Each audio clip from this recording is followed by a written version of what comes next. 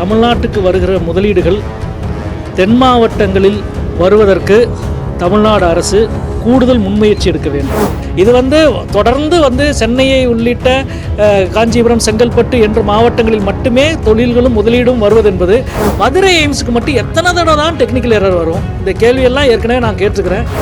இந்தியாவே கொண்டாட வேண்டிய ஒரு பிறந்த நாள் என்பது தந்தை பெரியாரின் பிறந்த நாள். நான் என்னுடைய ஹீரோவை தான் பேசுவேன், வில்லன்களை பேசுவது எனக்கு வேலை இல்லை.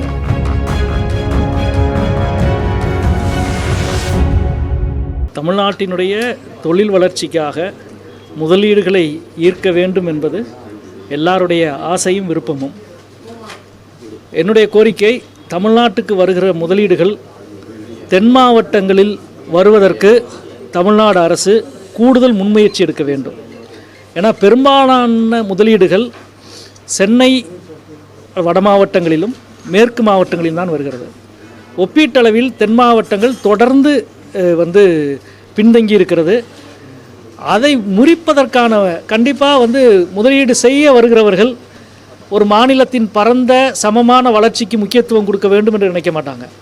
ஆனால் ஒரு அரசு தான் அதை நடத்தணும். இப்போ தென் மாவட்டத்தில் முதலீடு செய்தால், தொழில்களை துவங்கினால் கூடுதல் முன்னுரிமையும் கூடுதல் சலுகையும் வழங்கி வருகிற முதலீடுகளை மதுரையை மையப்படுத்திய முதலீடுகளாக மாற்ற மாண்புமிகு தமிழக முதல்வர் கூடுதலாக முன்முயற்சி செய்ய வேண்டும், கூடுதலாக உதவ வேண்டும் என்று கேட்டுக்கொள்கிறேன்.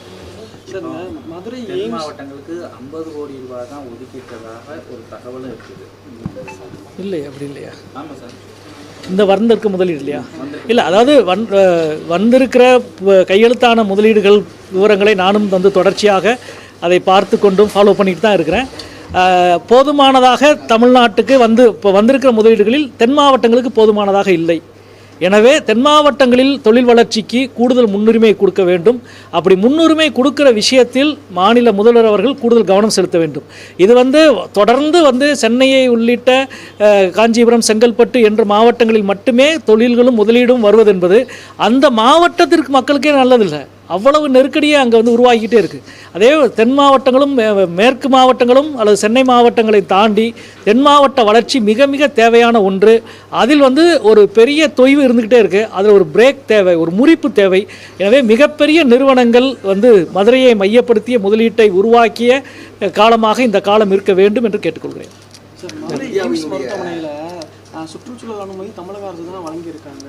ஆனால் அமைச்சர் என்ன சொல்கிறாருன்னா, மருத்துவத்துறை அமைச்சர் நாங்கள் பாராளுமன்றத்தில் ஒவ்வொரு எம்பிக்கும் அழுத்தம் கொடுத்துக்கிட்டு இருக்கோம், எய்ம்ஸ் மருத்துவமனை வரணும் அப்படின்னு சொல்லிட்டு. இப்போ அவங்க பாஜக என்ன சொல்கிறாங்க, கட்டுமானம் தொடங்கிருச்சுன்னு சொல்கிறாங்க. நம்ம எதை சார் நம்ம எடுத்துக்கிறது? அதாவது நாடாளுமன்றத்தில் இந்த கடைசி கூட்டத்தொடரில் மத்திய சுகாதாரத்துறை அமைச்சர் திரு நட்டா அவர்கள் மதுரை எய்ம்ஸ் மொத்தமாக தமிழ்நாட்டினுடைய எய்ம்ஸ் பற்றிய கேள்விக்கு அவர் பதில் கொடுத்தார். அதை ஒட்டி தான் நாங்கள்லாம் பேசணும். அந்த பதிலில் மதுரை எய்ம்ஸ் விவரமே இல்லை.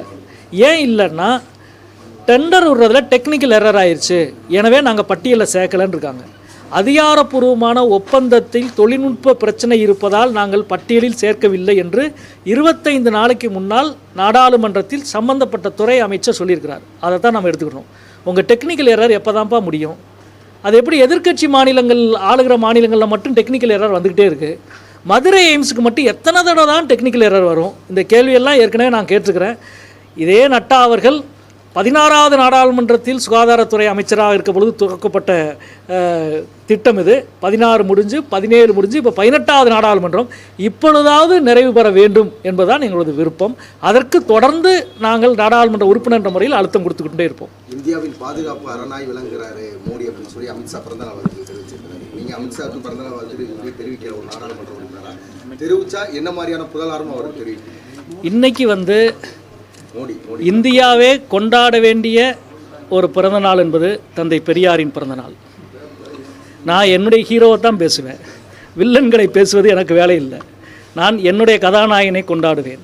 தந்தை பெரியார் இந்தியா முழுவதும் எதிரொலிக்க வேண்டிய ஒரு தினம் இது, ஒரு நாள் இது.